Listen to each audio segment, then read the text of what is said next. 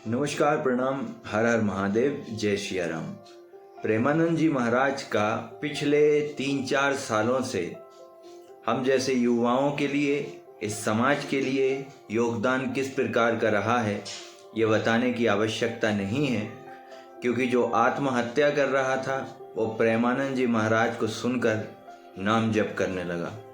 जो जीवन में हताश हो गया था, परेशान हो गया था, वो प्रेमानंद जी के प्रवचनों को सुनकर नाम जप करने लगा, अपनी आध्यात्मिक जिंदगी शुरू कर दी और आगे बढ़ने लगा।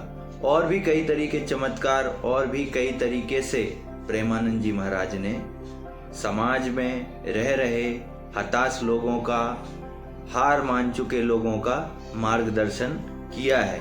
बहुत सारी चीज़ें हैं जिसे प्रेमानंद जी महाराज ने किया और उनको सुनने के बाद हम जैसे या समाज के, देश के बहुत सारे लोगों का जीवन बदला। नाम जप तो जैसे कोई जानता ही नहीं था, मतलब कि इतने चमत्कार और इतना अच्छा होता है नाम जप। भगवत प्राप्ति के लिए हमारी सोच क्या होनी चाहिए, कैसे भगवान प्राप्त होंगे, कैसे हम जीवन में आगे बढ़ेंगे, वो सब छिपा है नाम जप में। तो ये सब किया है प्रेमानंद जी महाराज ने।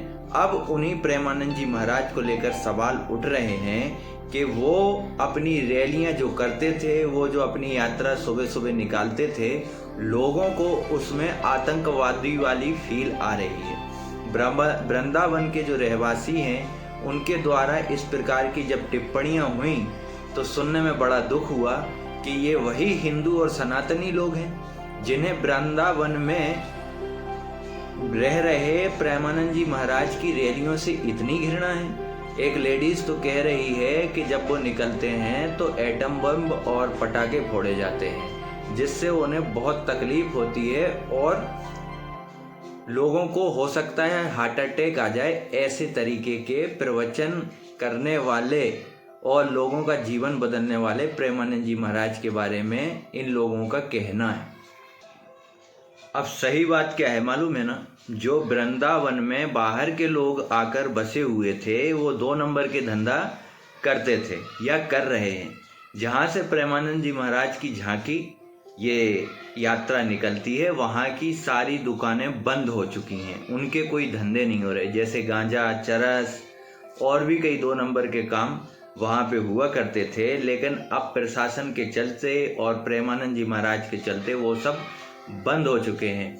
लोगों को दिक्कत इस बात से है कि उनकी कमाई नहीं हो रही है। प्रेमानंद जी महाराज तो एक महज बहाना है, लेकिन धर्म और कीर्ति सबसे बड़ी है। ना तो तुम प्रेमानंद जी महाराज की सोच को मार पाओगे। तुम इतनी यात्रा जरूर बंद करवा चुके हो या बंद करवा दी, इससे लोगों को कोई फर्क नहीं पड़ेगा, मार्ग दूसरे बन जाएंगे, क्योंकि तुम जैसे लोगों के कारण ही हमारा धर्म, हमारा सनातन आज बदनाम है।